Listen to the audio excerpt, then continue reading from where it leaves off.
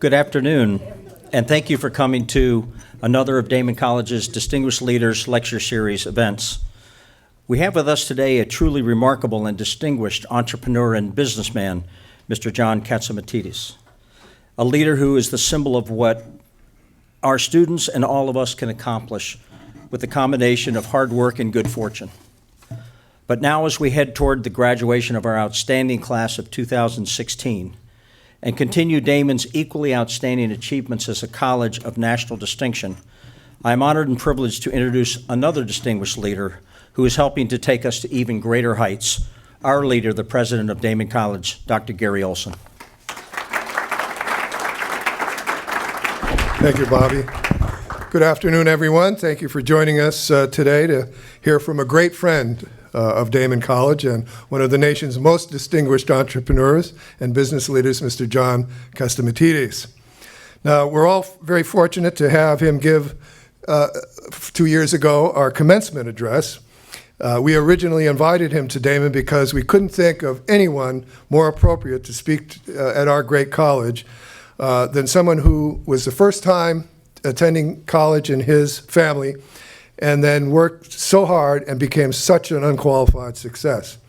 Mr. Catsimatidis inspired our graduates and everyone in the audience, so much so that we've posted the video of his speech on the website so that all of our students could hear his marvelous story of success. Now, we chose to invite Mr. Catsimatidis to present that commencement address because a high percentage of Daemen students are the first time in their families in college. And we wanted somebody that could inspire them to know that they too could be a success. They too could make it. And let me tell you, he certainly did.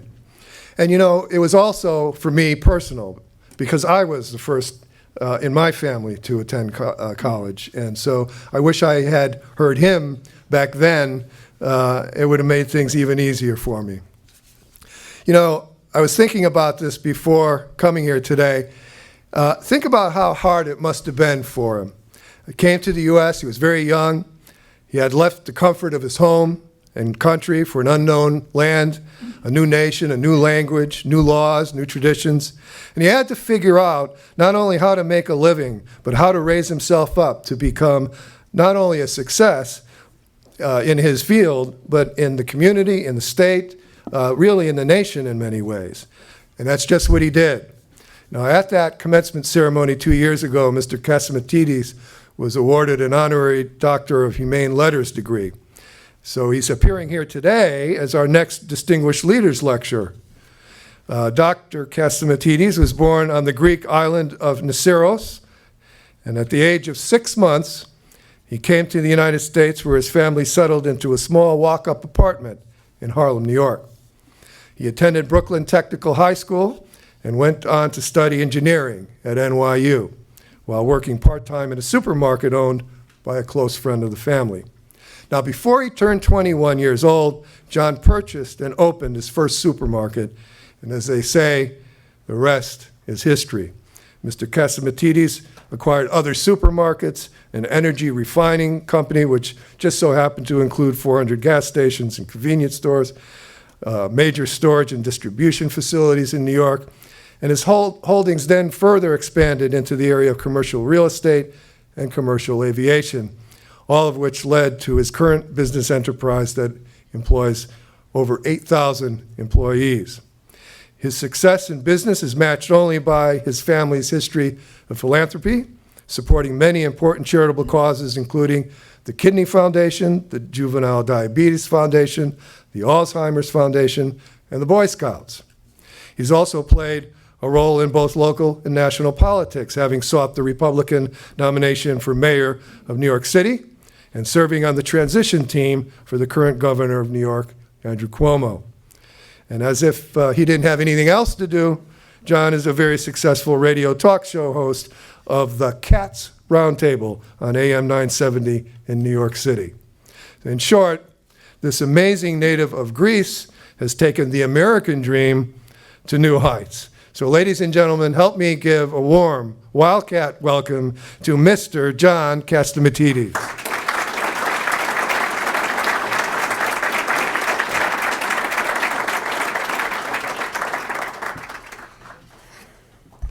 Thank you, and good afternoon.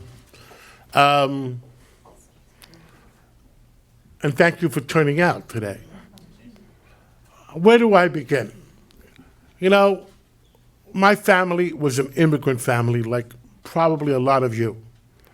My two grandfathers came over to America in 1913, 103 years ago, both of them. One came with an Italian passport because the Greek islands were part of Italy at that time.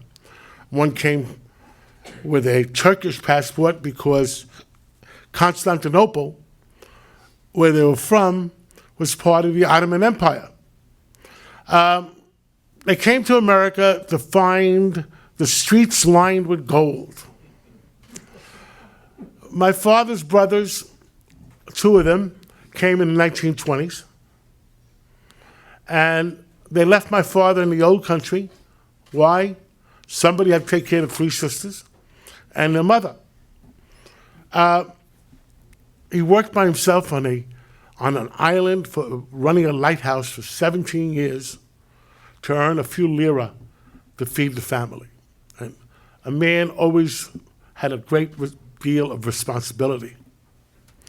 After World War II, those Italian islands, well, the Brits said to the Italians, you're on the wrong side, those islands are going away from you, and they gave them back to Greece.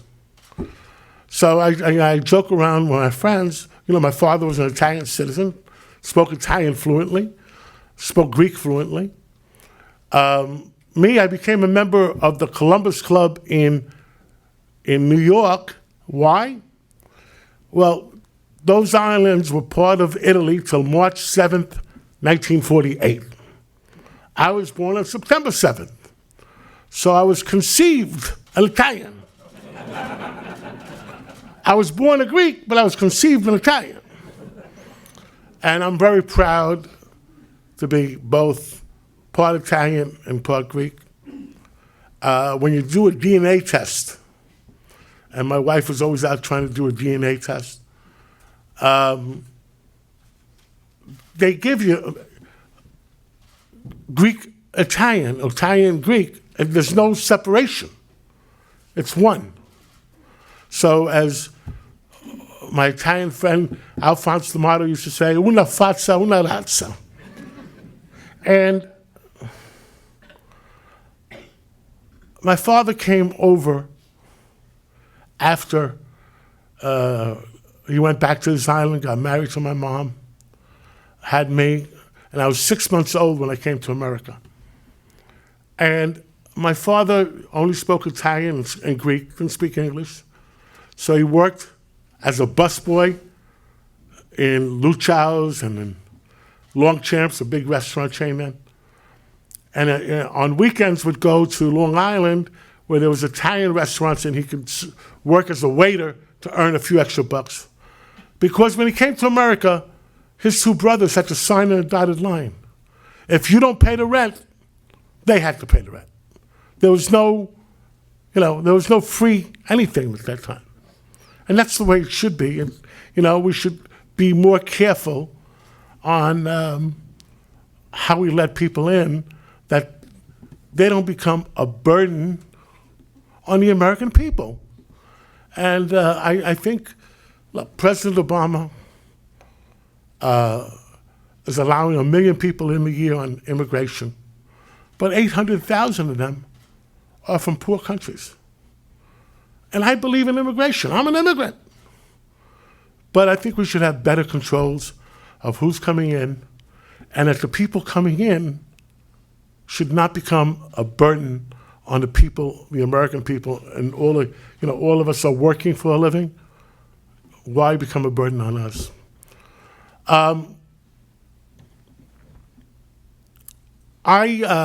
My father believed in education, sent me, to NYU, New York University at that time. I was 8 credits short, didn't graduate. Went into business.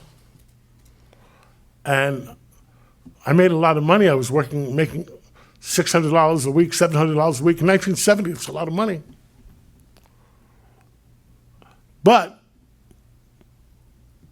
I had to work 100 hours a week for that. So if you divide 100 hours into 600 a week, that's $6 an hour. But I had an opportunity. But my father and mother both yelled and cried because I didn't finish school. But I'm proud that my daughter and my son, John Jr., stand up, say hello.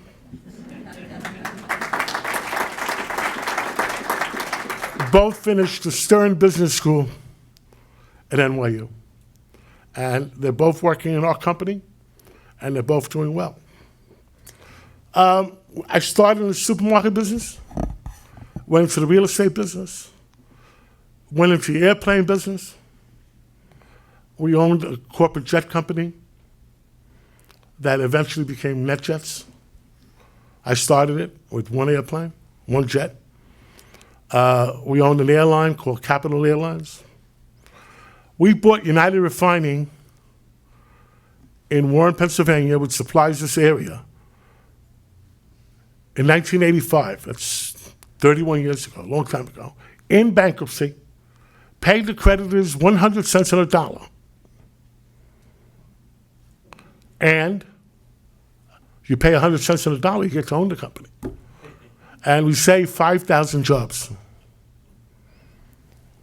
So we went into the oil business, gasoline business. Our gas stations advertise that our gasoline is 100% American made. And I'm proud of that. And our customers are proud of that. We have our own pipeline that goes into Canadian Pipeline and to Enbridge. And we get all Canadian crude oil and gets processed at our refinery in Warren, Pennsylvania. And our stations advertise our gasoline is 100% American and American made. So we're not giving any business to Chavez, the Venezuelans, the Saudis. And my discussions, excuse me, with the Canadian government and the former Canadian premier and the current one, Independence Day 2020, that if we play our cards right, that by 2020, North America, between Mexico, Canada, United States, we could be energy independent from the rest of the world. But nothing is that easy. You think the Saudi Arabians will allow that? No, I don't think so. Their influence over Washington is very big. That's why so many people, look, I was good friends with the Clintons. I was good friends with the Bushes. And Donald Trump is a friend of mine for 30 years. So what do I do? I mean, I'll tell you about all of them. I thought Bill Clinton was one of the smartest. He had his faults, but he was one of our smartest presidents we ever had. He really cared about our country, really, really deep down inside. The Bushes, real great Americans. As a matter of fact, you know, I do a lot with religion under the old Archbishop in the Greek Orthodox Church. I was in charge of North America, business-wise, not religion-wise. And we were called upon by George H.W. Bush, and we built a chapel at Camp David. There was never a chapel at Camp David before. And between the Catholics, the Greek Orthodox, the Jews, we all got together and we built that chapel. And the library at the chapel at Camp David is named after my daughter, Andrea. And I'm awfully proud of that. You know, she married a former president's grandson. She married Richard Nixon's grandson, who was a great kid. And And I was telling him the story one time. I said, you know, the library at the chapel is named after Andrea. And he turns around and says, oh, Camp David is named after my cousin David. I guess you one-up me, right? I mean, you know. Donald Trump. You know, people are mad. I don't care if you're Republicans. I don't care if you're Democrats. People are mad what's going on in Washington. And there was a movie at one time, Network. People stuck their head out the window. We're mad as hell and we're not going to take it anymore. And whether you're Republicans or I think even Democrats, they're getting their anger out with Bernie. The Republicans are getting their anger out with Trump. What's going to happen? It's going to be an interesting summer. But people are angry because what percentage of the Congress, whether they're senators or congressmen, does the Saudis have abnormal influence? Try to get Independence Day 2020. I'd love to have it happen, but it's not going to happen. But we can try. We're in the energy business, servicing this entire area. My son prefers the energy business, and he's working in it. My daughter likes the real estate business. We're in that business. And my object is to train my son and my daughter in case a bus hits me on the way back to take over the company. You know, I wanted to tell you a little bit about myself, but I wanted to open up the questions to see, okay, who is this guy standing up there? And you asked me the questions. You know, I ran for mayor in New York 2 years ago. I lost. I ran as a Republican liberal. That's the way Rudy Giuliani won. That's the way John Lindsay won. And why? I believe in safety in the streets. I believe in physical conservatism. I believe in safety of the people. But I also believe in taking the kids in Harlem and try to get them out and try to teach them and try to save them. So that's my liberal part of trying to help people. And I think whether you're a Republican or a liberal or a conservative or a Democrat, you need common sense. I have a radio show because I wanted to continue doing and saying what I've been preaching. And on my radio show, we have Republicans, we have Democrats. And you give them a chance to talk. I had one incident. I was on the board of the new school a few years ago when Senator John Kerry was president of the new school in New York.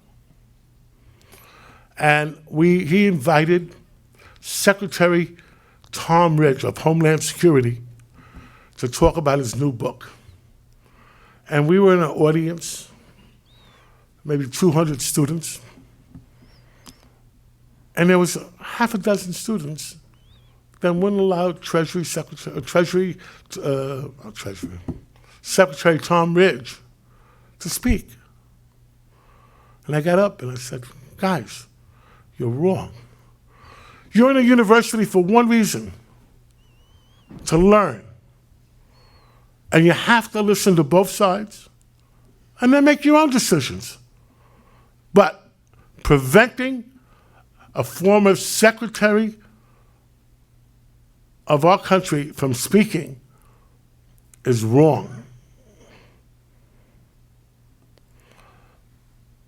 I'm going to open it up to questions because I'd rather have You ask me what you want to hear. But Bobby, I believe in America, for anybody who wants to ask a question. and we all have to work together to keep our country going in the right direction. What scares me, if you take a survey of Americans, are we going to make it to 2076? I was in 1976, I remember, 200-year anniversary of our country. A lot of people would say, we're not going to make it to 2076. And that scares me. So I want to work hard to make sure our country goes in the right direction and survives for the 300th year. Thank you.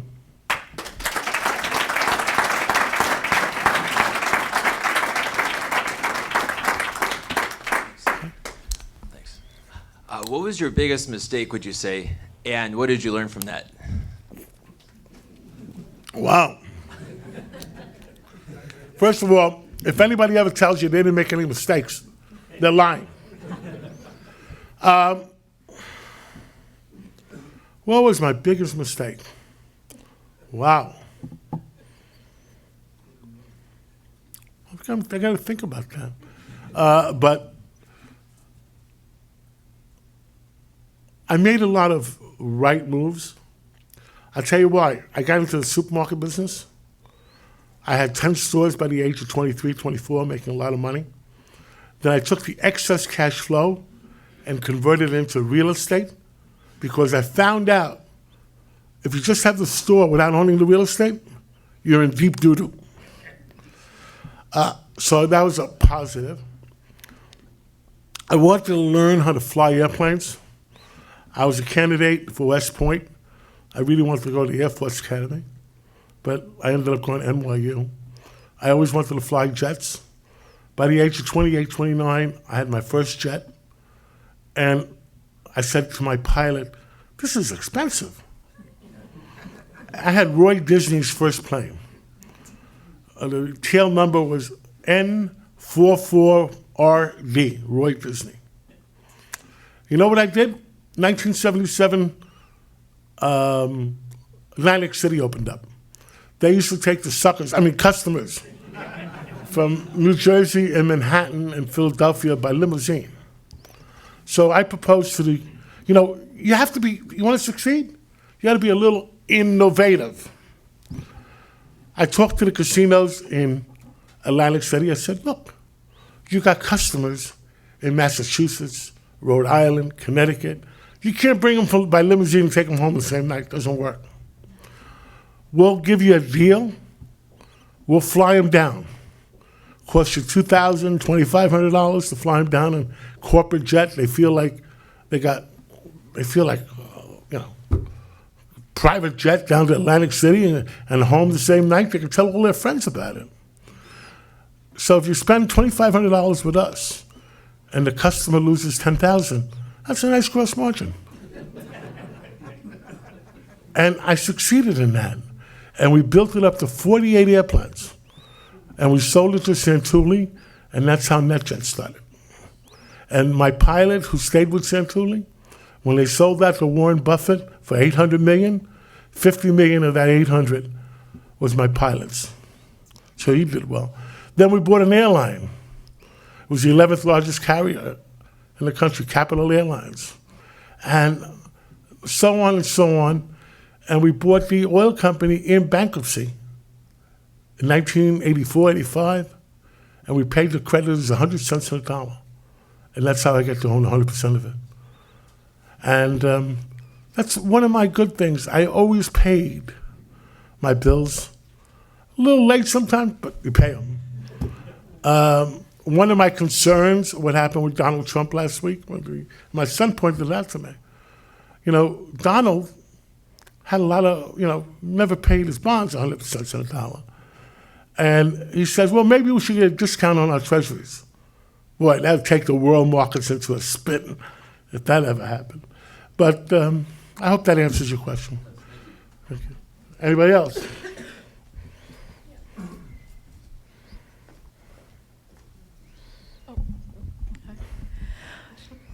Good afternoon. Thank you for being here. You're hiding. Hi. You're What? hiding. I'm hiding. No, I'm just this short. I'm sorry. right. Okay, here I am now. Now you look a lot better. Yeah, thank you very much. And you're probably not going to like my question. It's but, okay. I'm a big boy. Okay. I am curious, and I think it might have something to do with the fact that right now, literally, I have oil tank cars going through my backyard through the city of Buffalo. And as I know you know, there's a lot of concern about safety of oil transportation, of fracking, climate change, et cetera. And I'm interested to know how much of your own vision as a businessman for Independence 2020 includes alternative sources of energy. Well, I think alternative sources of energy will work over the next 20 years. But I don't think we should force it and say to everybody, we need it by tomorrow morning. You need some nuclear, you need some coal, you need some crude oil, you need some gas. You know, Americans are used to driving around. They're used to air conditioning. They're used to heating. If I couldn't give you air conditioning in the middle of the summer, you would hate me. And I believe over the next 20, 25, 30 years, we should phase into that. We should phase into more efficient energy. But if we force people to do it tomorrow morning and create heartaches and lose jobs, it's wrong too. I think pipelines are the most efficient of moving product. You know why that pipeline wasn't built? The one that Obama vetoed? It's called the Warren Buffett Railroad Tracks. Warren Buffett owns the rail cars. President Obama owns them. Now I'm going to tell you the difference. Why United Refining can have cheaper gasoline than other people. We have a pipeline. It costs us $2 a barrel to bring that product from Canada down the pipeline to our refinery. If I had to bring it down by railroad, $12 a barrel. And you know who's going to pay? The consumers. Is there a better way? Maybe, but not today. Maybe in 5 years, maybe in 10 years. That's when it comes down to common sense, you know? And the problem we have in Washington, common sense is not all that common. And sorry I lost for mayor in New York. I'm walking around in restaurants or in the streets and say, you should have won, you should have won. I said, you should have voted more than once. Next question. We have a question from I really hope I answered your question. we have a question from one of our student athletes. Hi. My question involves what you said about the gasoline being 100% American. You said it comes in from Canada. It's Canadian crude oil. So when you say it's 100% American and you pride yourself on that, you mean after it gets in here and it gets processed here? Because no, it's American. I consider Canada one of us. You know, Canada is part of America. Last time I saw it, looked North America, and my workers in Warren, Pennsylvania, where the refinery is, are all American. So it's produced by America, made by Americans, and sold by Americans in our gas stations.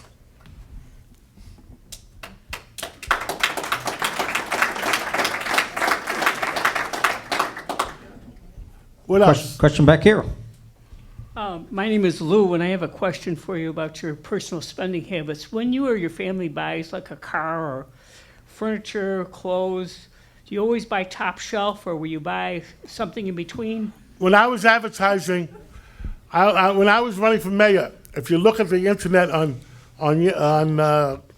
YouTube, you'll see my opening thing. See this jacket? $99. All right? So I buy American whenever I can. And I don't believe in, spending $9,000 for a suit, even though I can afford it. Does that answer your question? Yeah. Thank you. Oh, sorry. Can I ask Hi. you about healthcare? You have 8,000 employees. 10,000. 10,000. You're buying a lot of health insurance. A lot. Now, in Italy and Greece, they have single payer health insurance. And Mr. Sanders is sort of pushing that. What do you think of it? Say it again. Senator who? Sanders. Is pushing. Well, let me tell you what the problem is. I had a lot of my own ideas in that. With our company, we're self-insured. We take out catastrophic insurance. In other words, you have to go to the doctor, we'll pay for it if you're one of our employees. And we just pay for it. And we avoid the gross profit that the insurance companies make in between. Now, I had my own plan when I was running for mayor, and unfortunately, I couldn't run for president because I was born in Greece, and I didn't have the right person to give me a new birth certificate. But you know what ideas I had? You know who's really hurting in our country? The veterans. 22 suicides a day. That is wrong. And you know, if you watch television, that our veterans are not getting the health care they're supposed to do. What I wanted to do is take all these government hospitals, the veterans hospitals, build them up, and whoever really needed to be taken care of, not only the veterans goes to these hospitals, to allow Americans that didn't have health insurance to go to these hospitals and we'll take care of them. Every American deserves to be taken care of. I really believe that. So whoever didn't have insurance, I don't want any hospital to be more than 150 miles away from anybody, to have the ability to go. And if you needed emergency care, you just go to your local hospital. But this Obamacare we have just doesn't work. But we still need health care. So I'm not saying let's get rid of Obamacare and not have anything. I think we need a plan to have health care for every American to be taken care of. Look at the numbers. People are yelling and screaming all over the place. They're paying twice as much as they used to. Being self-insured, are they not required to go through the program or no? As long as you give it to them? Yeah, and they're paying twice as much as they want. That's the problem. And I want everybody to have health care, but I want them to have affordable health care that they can afford. And if you don't want to buy health care and you want to go to call it a federal hospital now instead of a veterans hospital, let them go to the federal hospital. And let's hire more doctors. Let's train more doctors. And we need them. Thank you. Next. We have a question from another student. Hi there. So I'll be graduating soon. We'll be amongst a large pool of college graduates. And you talk about your background working in the grocery business. Assuming a lot of your peers, being in New York, what separated yourself from your peers working that and that allowed you to get this unprecedented success that you've achieved? I missed the last sentence. What separated you from your peers working in the grocery business and other immigrants in Well, New York? My friends, and I had a lot of friends that went to NYU with me, and I had a lot of friends that went to Brooklyn Tech High School with me. And they were engineers, and they go to work for a big company, and they were earning $129 a week, and it was $96 after taxes. I worked in the grocery store that I bought on credit, and I was ending up making $500-600 a week. And my parents were upset because they said, we sent you, in that accent, we sent you to the university to become a hamali. A hamali is a guy, the Greek Turkish word, that carries crates on his back. And I didn't care. I had $500 in my pocket every week, 600. And then I built 10 stores within 5, 6, 7 years. And I was making $1 million a year. And failure was not an option. So I was the first one in my grocery stores to open up on Sundays. Nobody was open Sundays. You know why I opened up Sundays? I gave out checks on Friday, and if I didn't open up on Sundays to have the extra revenue, those checks might not be good on Monday. See, I know about that. A lot of our politicians never made a payroll in their lives. Failure was not an option. Working harder was an option. If I had to open up 7 days a week, 24 hours a day, I'll do it. The rent is the same at 3 o'clock in the morning as it is 3 o'clock in the afternoon. It's the same rent at the end of the month. Failure is not an option. Any students out there, if you learn one thing today, write it down. Failure is not an option. You do what you have to do to succeed. Anybody else? Other questions?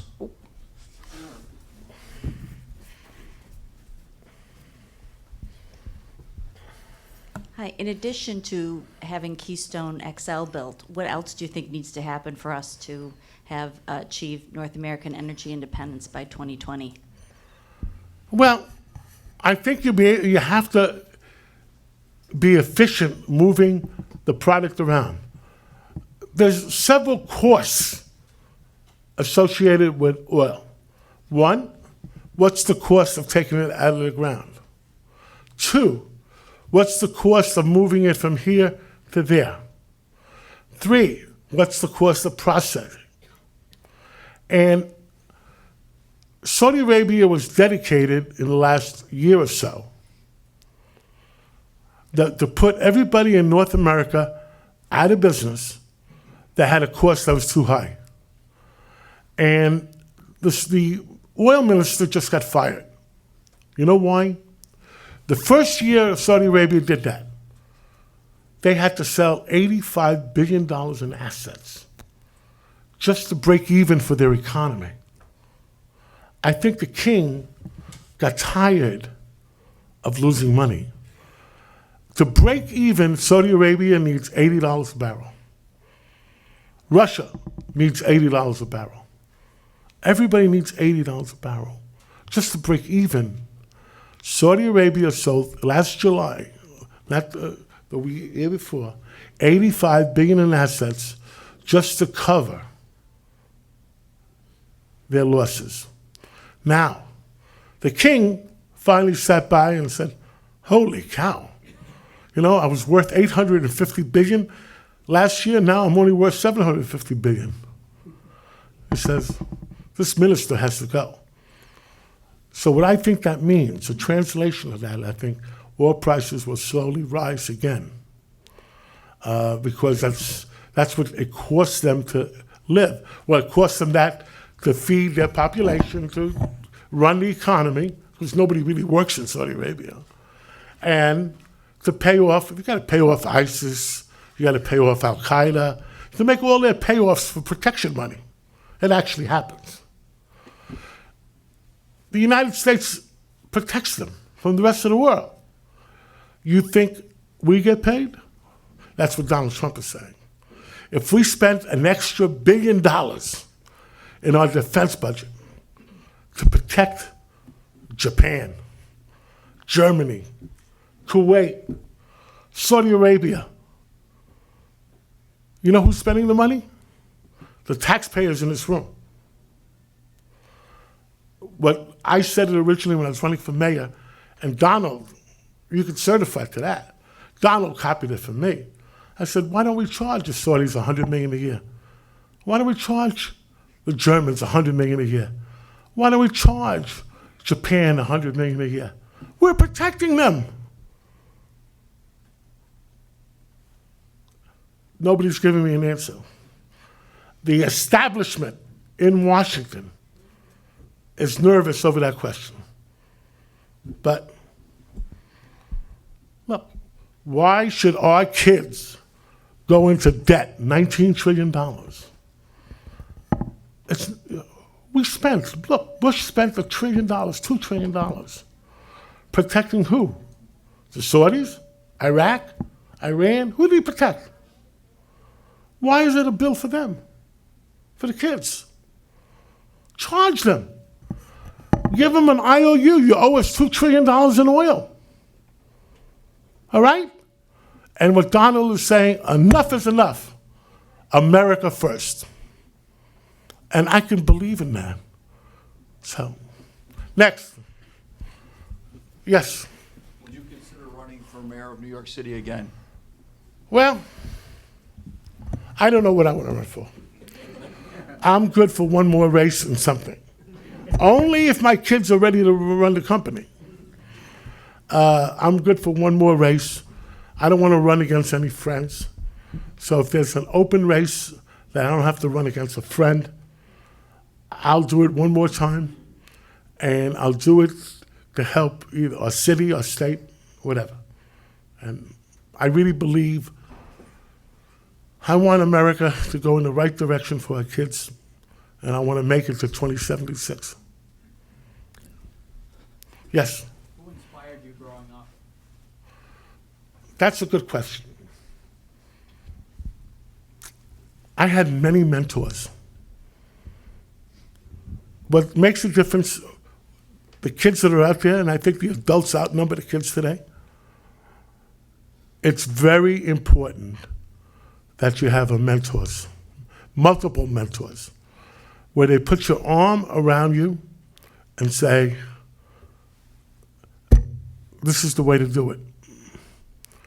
And you got to pick mentors that are successful, that have done the right thing by their own lives.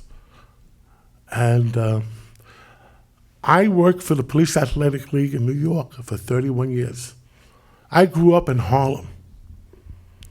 I lived in Harlem for 20 years. And what the Police Athletic League does is we mentor those kids. I like to put my arm around them and say, you know, I made it. I escaped Harlem. And if you work hard and you do this, this, and this, you can make it too. And we can't save everybody. But we have saved a good portion. So when I go home and I look myself in the mirror and I go to sleep at night, I feel a little bit better. We have time for one more question. Thanks. Hi. You're such a great example of an immigrant entrepreneur, and I've really loved the stories you're telling about being the first one to open on Sundays and working harder and being willing to do Failure is not an option. whatever, yes. But I'm struggling with how to reconcile that with what you said at the very beginning of your talk about immigrants being a burden, because the phenomenon of immigrant entrepreneurship is very evident locally, nationally, Google, Procter & Gamble. There are lots and lots Agreed. of companies. So I'm not having going to argue trouble with you. them. Okay. Agreed. But let them go out and work like my parents worked 7 days a week. Don't become a burden on the rest of us. Okay? Don't become a burden on the rest of us. Work. I hope that answers your question. I believe in immigration. Help me thank our speaker, please.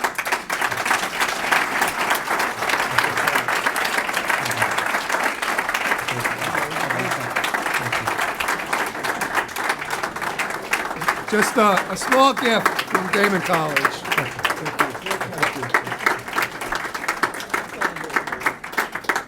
Thank you for being here for me. Thank you.